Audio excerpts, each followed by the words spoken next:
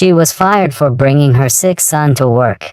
Until her new boss walked in and said, "I was that kid." The office was still half asleep when she rushed through the glass doors, her breath fogging in the cold morning air. Her left hand clutched a small lunchbox, her right, her son's tiny hand. No one noticed her at first. The hum of computers, the smell of coffee, the click of heels on marble, all drowned the sound of a mother trying to keep her world from falling apart. Her son coughed softly, his small face pale, eyes glazed with fever. She whispered, "Just a few hours, baby. Mommy needs to finish today. Then we'll go home." She tucked him into the corner of her office cubicle, wrapped him in her cardigan, and began typing, fast and focused. She couldn't afford another missed date. Not after rent was late. Not after her husband walked out. But kindness isn't something everyone sees. 2 hours later, her manager stormed in. "What is this? You brought a child here." His voice echoed through the office. Heads turned. Whispers followed. I didn't have anyone to watch him." She stammered. "He's just resting. I promise he won't." "I don't care." The man snapped. "This is a workplace, not a daycare.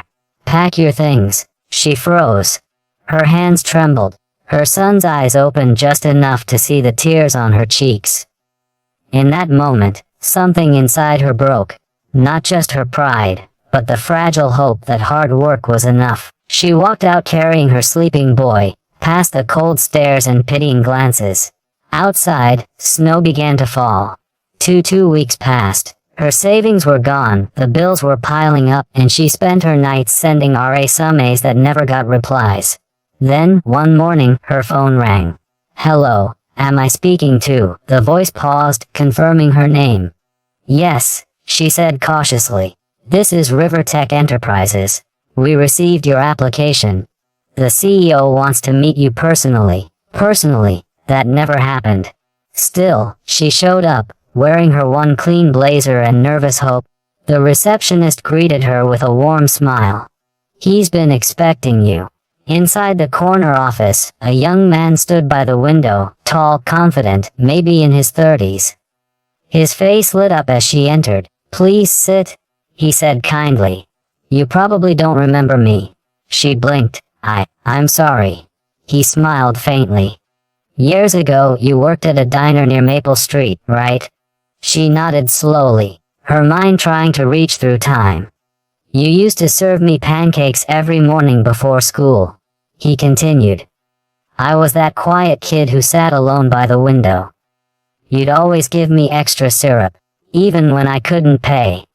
Her eyes widened. You were that boy." He nodded. "You told me once that kindness doesn't need permission. That small acts can make someone's day better. You have no idea how much that meant to me." Her throat tightened. He went on softly. "That boy grew up, got a scholarship, and started a company. Today, I wanted to hire you, not just because of your experience, but because you once made me believe people can be good." Tears filled her eyes. "But I was fired from my last job for bringing my son when he was sick." He looked at her, his voice firm but gentle. "Then maybe that company didn't deserve you. Here, we build around people who care."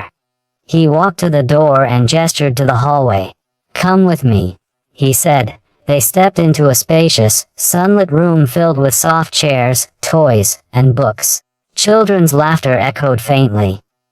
"It's our new workplace daycare," he said. "I started it after remembering that morning years ago. I figured maybe some mothers shouldn't have to choose between work and love."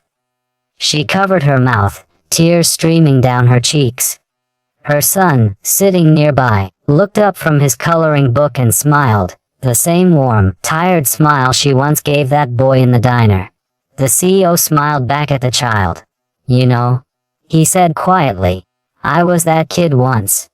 And for a long, silent moment, the room was filled with something deeper than words, something that felt like life coming full circle. The woman stood frozen, her hand still covering her mouth. She looked around the bright daycare room, unable to hold back the tears that now flowed freely. Her son ran up to her, showing the drawing he had just made. A picture of two people holding hands under a shining sun. "Mommy, look. He said I can come here every day when you work." She knelt and hugged him tightly, her shoulders shaking with quiet sobs. It wasn't just relief, it was gratitude, it was healing, it was the feeling of finally being seen. The young CEO looked at her for a long moment, then said softly, "When I was that little boy in the diner, you didn't know how much your kindness mattered.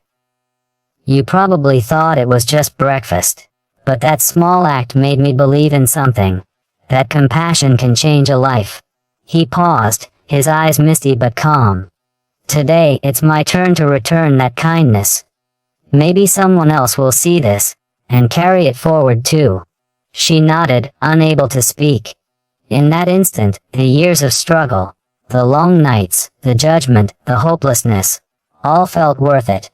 Because she realized something beautiful. Kindness never disappears. It circles back, quietly, when you least expect it, carried by the very hearts it once touched. As she walked out of the CEO's office that evening, holding her son's hand, the city lights shimmered like little stars below the sky. Her heart felt lighter than it had in years. She whispered to herself, "Every good thing we do finds its way home." And with that, she smiled, not the tired smile of survival, but the peaceful smile of someone who had just witnessed the power of kindness come full circle.